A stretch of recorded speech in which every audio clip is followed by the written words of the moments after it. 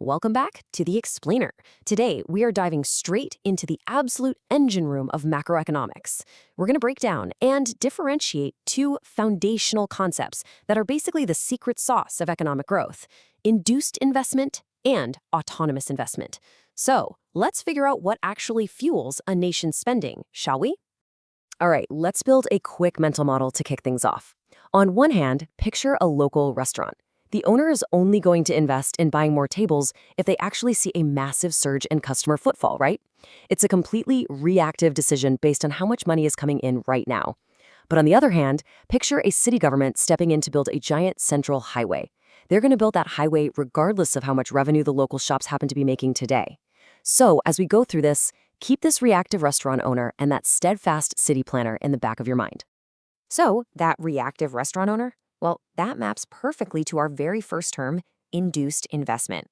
By definition, this is an investment that happens literally as a direct result of a change in income levels. When national income goes up, people are out there buying more, and firms are induced to invest more just to meet that surging demand.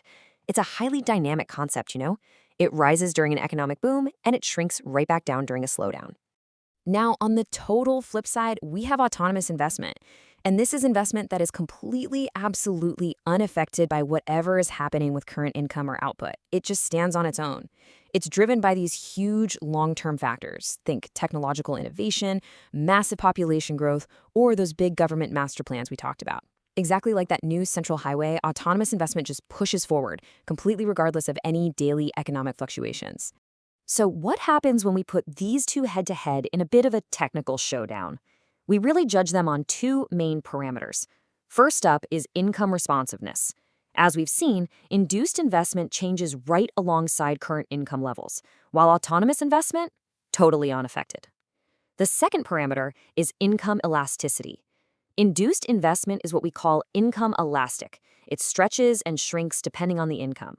But autonomous investment is income inelastic. It's rigid, it is unwavering against those short-term shifts. Okay, let's translate all of this theory into some actual visual evidence.